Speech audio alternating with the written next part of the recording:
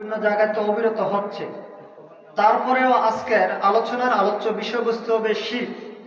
আল্লাহ সুবহানাহু ওয়া তাআলা আমাদেরকে অল্প সময়ের ভিতরে মূল্যবান কথাগুলি শ্রবণ করা এবং তদনুযায়ী আমল করার তৌফিক দান করুন, আমিন।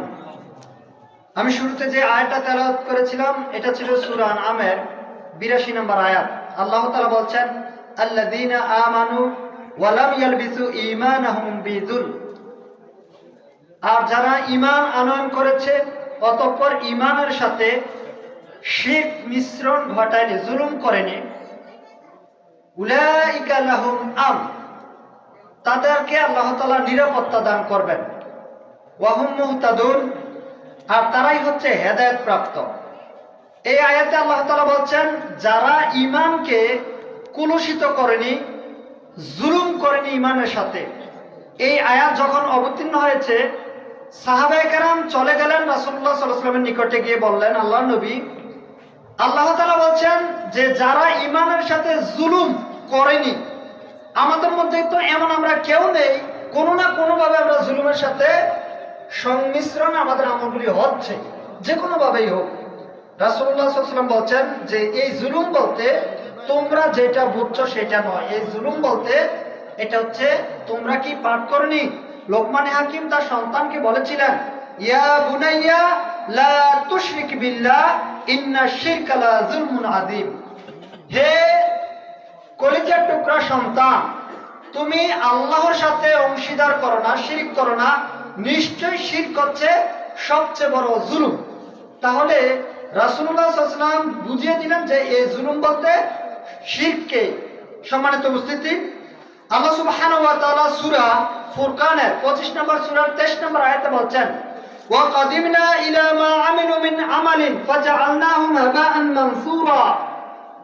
আল্লাহ তাআলা বলছেন আর আমি তাদের আমলের দিকে ধাবিত হব, অগ্রসর হব, অতঃপর তাদের আমলগুলিকে ধুলায় কণায় ধূসরিত করে ফেলব।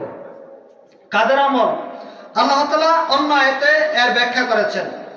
সম্মানিত উপস্থিতি, শিরক হচ্ছে পৃথিবীর সবচেয়ে বড় মহাপাপ।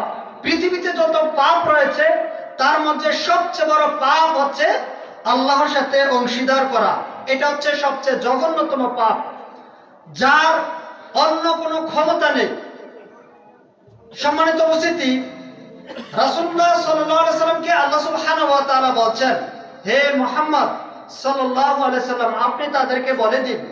সূরা কাহফের 103 এবং 4 নম্বর আয়াতে বলছেন, কুল, হে নবী আপনি বলুন, হাল নুনাব্বিউকুম বিল আখসারিনা আমালা, যে আমি তোমাদেরকে কি বলে দেব, হাল নুনাব্বিউকুম বিল আখসারিনা আমালা, তোমাদের মধ্যে সবচেয়ে বেশি ক্ষতিগ্রস্ত কে বা কারা?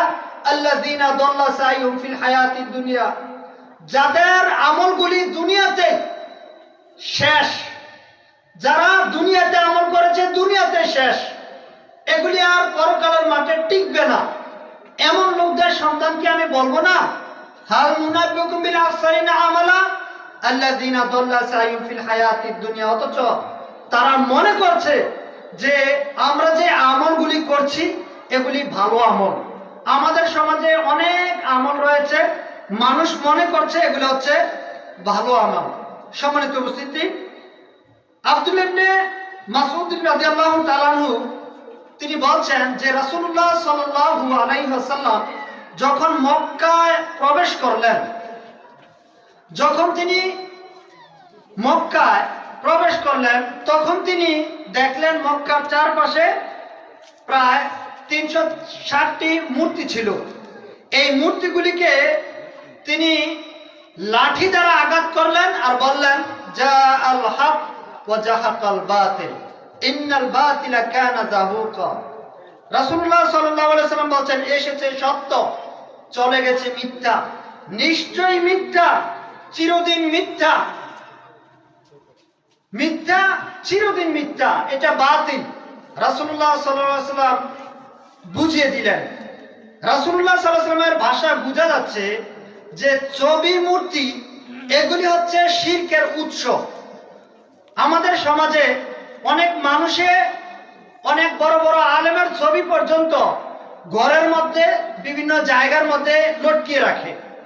কিন্তু রাসূল মুহাম্মদ সাল্লাল্লাহু আলাইহি সাল্লাম তার ভাষায় বোঝা যাচ্ছে যে ছবি মূর্তি হচ্ছে শিরকের উৎস। তিনি বলছেন আলী রাদিয়াল্লাহু তাআলা আনহুকে যে লা তাদাউ সূরাতান ইল্লা তামাসতাহা ওয়ালা কবরান মুশরিফান ইল্লা সাওয়াইতা। তিনি বলছেন আলী, তুমি ছাড়বে না কোনো উঁচু কবর, সবগুলিকে ভেঙে সমান করে দাও, এবং ছাড়বে না কোনো ছবি মূর্তি, সবগুলিকে তুমি ভেঙে খান খান করে দাও, চৌচির করে দাও। তাহলে বোঝা যাচ্ছে যে ছবি মূর্তি এবং উঁচু কবর এগুলি সম্পর্কে রাসূল মুহাম্মদ সাল্লাল্লাহু আলাইহি সাল্লাম বলছেন এগুলো হচ্ছে শিরকের উৎস, এগুলোকে ভেঙে চৌচির করতে হবে, খান খান করে দিতে হবে। সম্মানিত উপস্থিতি, আমাদের মাথার উপরে যে সমস্ত ছবিগুলি বিভিন্ন জায়গাতে আমরা লটকিয়ে রাখি, ফুলের মালা দিয়ে ঘরের মধ্যে ছবি সামনে রেখে অনেকে সালাত আদায় করছে। এই যে ছবিগুলি দিয়ে আপনি সালাত আদায় করছেন, রাসূলুল্লাহ সাল্লাল্লাহু আলাইহি সাল্লাম এই ছবি মূর্তি যে ঘরে থাকবে ওই ঘরে তিনি বলছেন মালায়েকা তথা আল্লাহর ফেরেশতারা প্রবেশই করে না। যেই ঘরে ছবি মূর্তি থাকবে ওই ঘরে রহমতের ফেরেশতাই প্রবেশ করে না। তাহলে আপনি ছবি মূর্তি দিয়ে কিভাবে সালাত আদায় করছেন? ছবি মূর্তিকে সামনে রেখে কিভাবে সালাত আদায় করছেন? আমাদের দেশে বহু আমল রয়েছে, যেই আমলগুলি মানুষ ভালো মনে করেই করছে, কিন্তু সেই আমলগুলি শিরকে পরিণত হচ্ছে। তার কয়েকটা উদাহরণ আপনাদের সামনে আমি পেশ করলে আশা করি বিষয়টা ক্লিয়ার হবে। সূরা আরাফ, সূরা আরাফের 3 নম্বর আয়াতে মহান আল্লাহ ইরশাদ করেন, ইত্তাবিউ মা উনজিলা ইলাইকুম মির রাব্বিকুম ওয়া লা তাত্তাবিউ মিন দুনিহি আউলিয়া কলিলাম মা তাযাক্কারুন। মহান আল্লাহ বলেন যে ইত্তাবিউ মানে অনুসরণ করো, মা মানে যাহা কিছু, উনজিলা মানে নাজিল করা হয়েছে, ইলাইকুম তোমাদের প্রতি, মির রাব্বিকুম তোমাদের রবের পক্ষ থেকে, ওয়ালা তাত্তাবিউ অনুসরণ করো না, মিন দুনিহি এটা ব্যতীত, আউলিয়া যদিও সে তোমার কোনো আউলিয়া হয়। ওলিউনের বহুবচন হচ্ছে আউলিয়া। আল্লাহ তাআলা বলছেন যে ইত্তাবিউ মা উনজিলা ইলাইকুম মির রাব্বিক ওয়ালা তাত্তাবিউ মিন দুনিহি আউলিয়া।